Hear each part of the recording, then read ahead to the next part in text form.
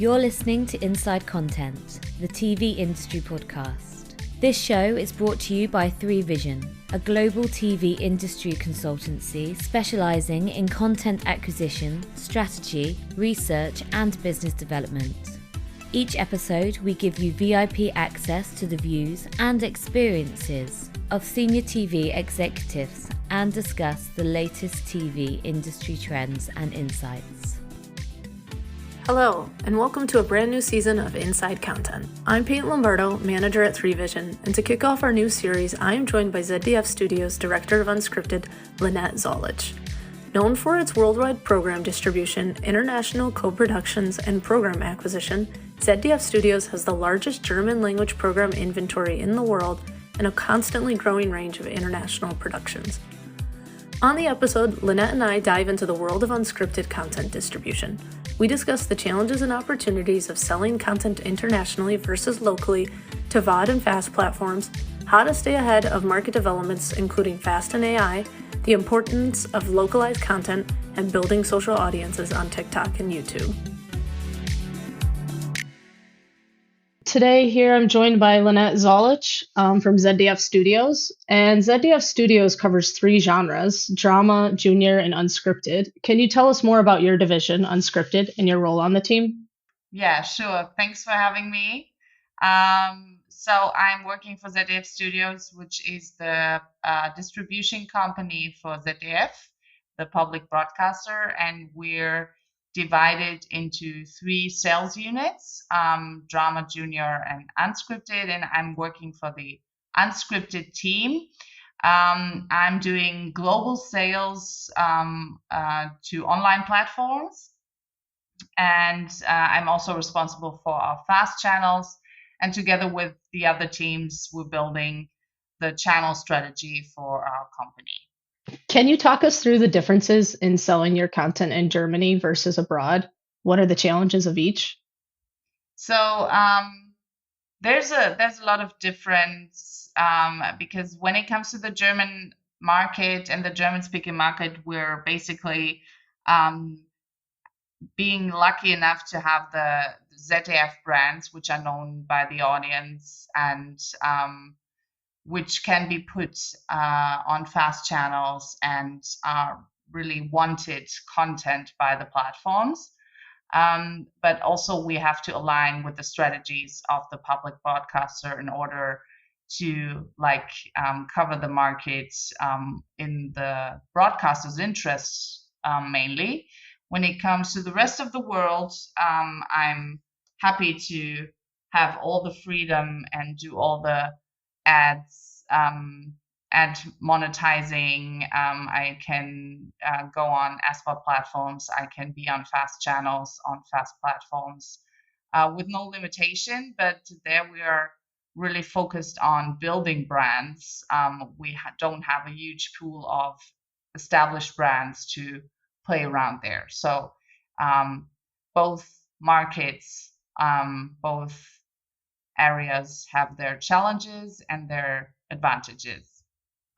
So, if possible, how do you stay ahead of market developments in choosing how to distribute your content? So, I mean, I'm working in the field. Before I joined ZDF Studios 6 years ago, I worked in production, and I think in these 6 years, the market has changed so much. And staying ahead is I would even consider it a hobby. So lots of newsletters, lots of conferences, but also I try to think outside of the content box. I'm really interested in technology and tech developments. Also seeing that operating systems and devices play a huge role by now in content strategy, and so I like to go to the tech markets as well, not just the content markets.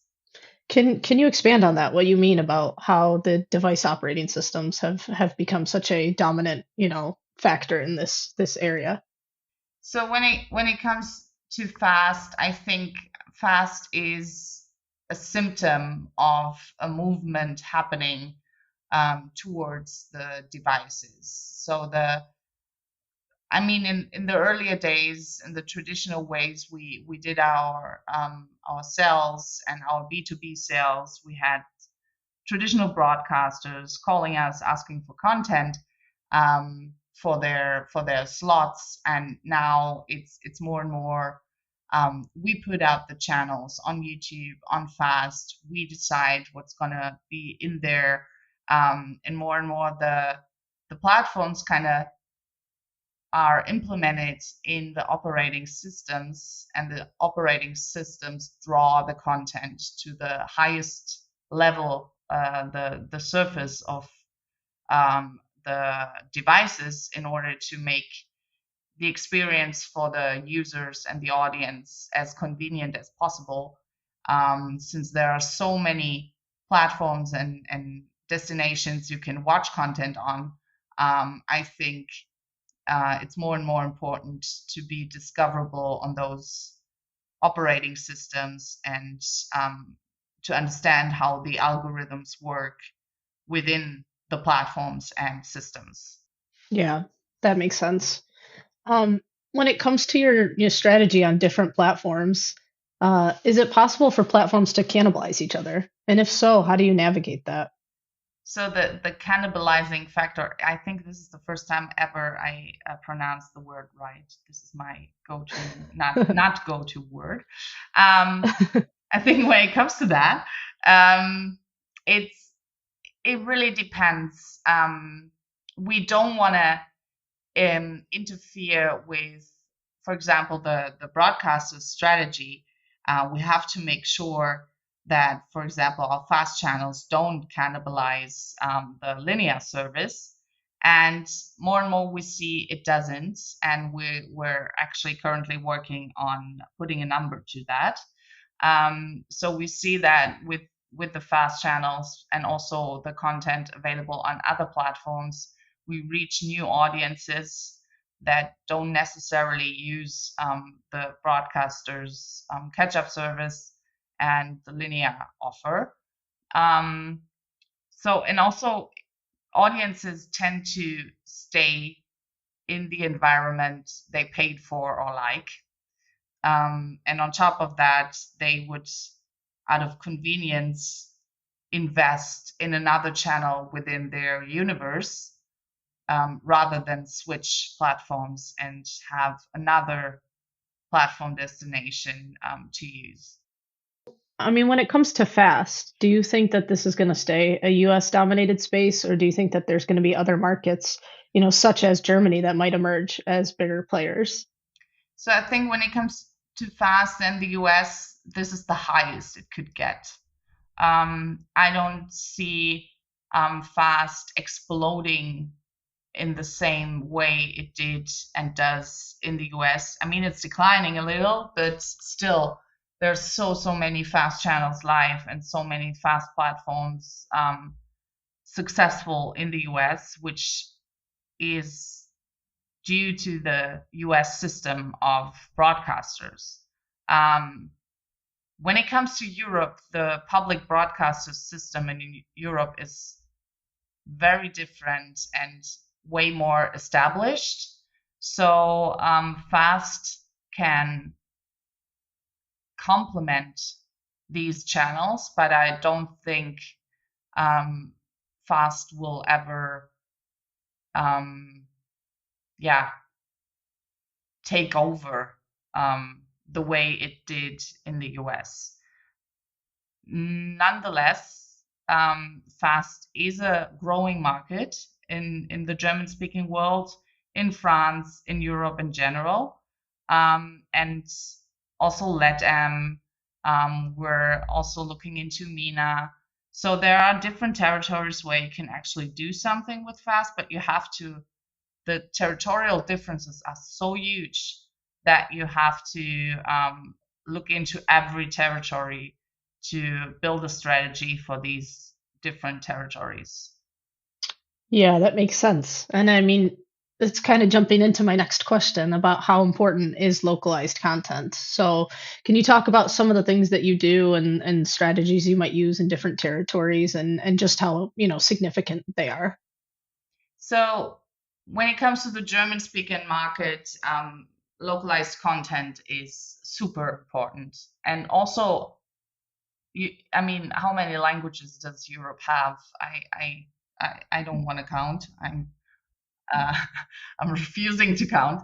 But you need to be available in this specific language in these markets. I mean, there are exceptions. For example, the Netherlands, they are used to watching English content with subtitles.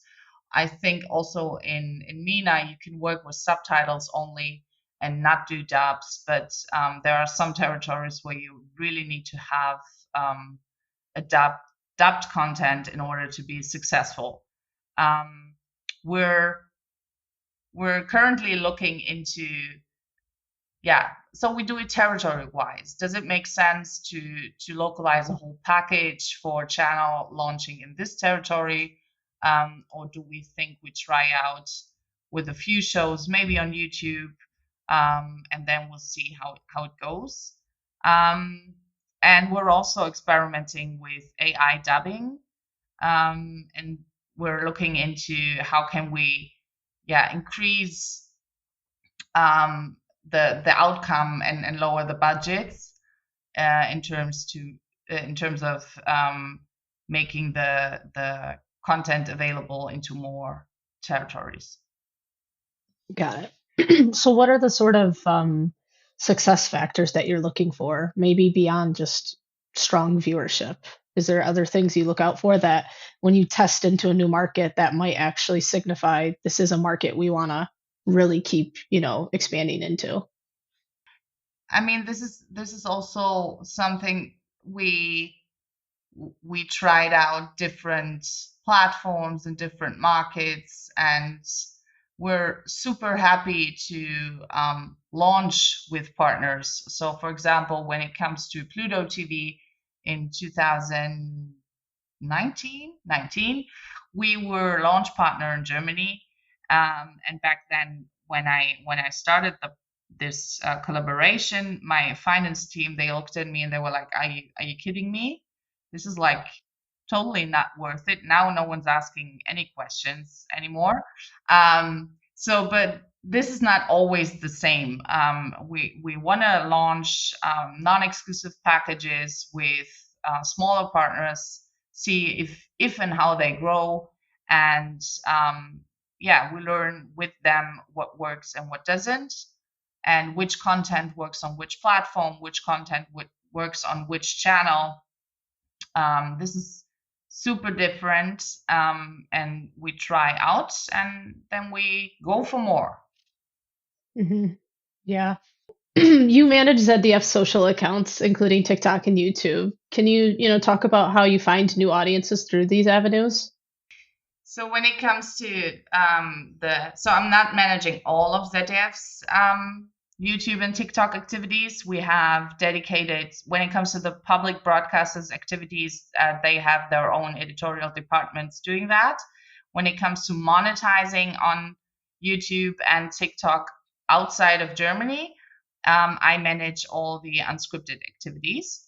So we have 4 dedicated English-speaking documentary channels live on YouTube and on social, so Facebook, Instagram, and TikTok. But we're focusing the most on the connection between YouTube and TikTok.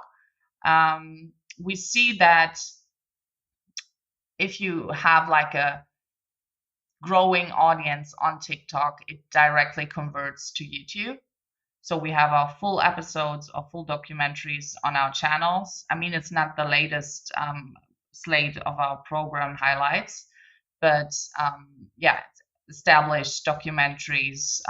We put long form on YouTube, and then we play around with clips and social, and we produce especially for the TikTok audience. So it's not just clipping and putting it, like content recycling on TikTok. It's especially produced for TikTok and the audience there. I myself am a TikTok addict, so I'm spending a lot of time on this platform.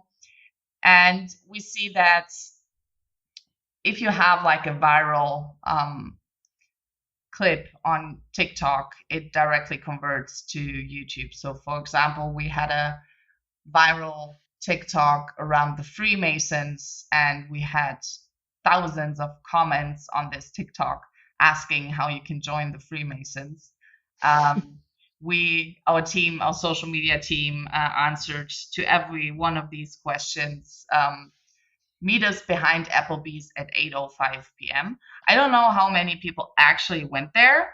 And Applebee's had this special role on our TikTok. But yeah, this engagement with the community really helped to boost this one episode. It's one episode out of a 3-part series, and the other 2 parts were performing okay-ish, but this particular one went through the roof. And we had the same thing with a clip about North Korea just last month. And the documentary achieved 1 million views in just a month, just because of the TikTok. So yeah, we see a great conversion happening between those 2, but you have to have a dedicated community management on your social media team in order to achieve that. So yeah, this is what we're doing there. Yeah. And did you say you post full long form content on TikTok? Not on TikTok. We're posting clips and specially produced clips for TikTok. But more and more, I think TikTok is trying out long form as well. I actually watched a whole German documentary the other day, 90 minutes on TikTok. It just happened. I didn't plan to. So I think TikTok is trying to incorporate long form as well. I don't know if it's a go-to destination. You just end up there watching a way too long documentary on TikTok. Yeah, I've been there. I know that all too well. But but yeah, it's a great app for, getting people just hooked and watching content. So, you can't beat it. Let's talk about everybody's favorite topic right now, which is AI. How do you think this is going to impact your guys' business and the discoverability of your content? I mean, everyone who thinks AI is not gonna impact what they're doing might be blind right now. So I think it's different. There's different perspectives. So when it comes to dubbing, and when it comes to sales, and when it comes to the daily business of what we're doing, I think AI can help us be more productive, more effective in our activities. When it comes to the TV landscape and how it's going to be shaped by AI, this is like a hard one. I'm not quite sure how we're going to end up watching our content in the next 3 to 5 years. I'm not even saying 10 years, because I have no idea what's going to happen in the next 10 years. I think so. I started to look more into AI after I went to South by Southwest last year.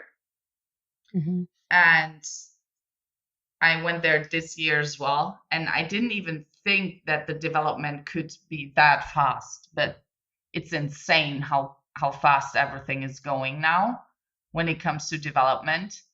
And also when I go to the tech conferences and I see how the operating systems emerge, how they develop, more and more you feel like the content is drawn out of these walls resembling the platforms. And I really think that if we don't, I don't want to say control, but if we don't interact with the developments, it's gonna interfere with our traditional jobs. It's gonna interfere with the way we do distribution, because at some point, so let's say the scenario is the content is drawn directly out of blockchains into the devices. Who needs a distribution company? So, I really think we need to be ahead of this development and look into it in order to do what we're doing the way we're doing it. But this is like my personal opinion. I really think we should see it as optimistic as possible, and also see the benefits that could come with AI. Yeah, totally makes sense. So for the second half of 2024, since we're just about halfway through the year, what would you say is your main focus? Whether it's going to be, increasing distribution in different markets, or, building the social audiences you just talked about on TikTok, or something else. What would you say is going to be the main target for you? So I guess we did, as I said before, a lot of trial and error.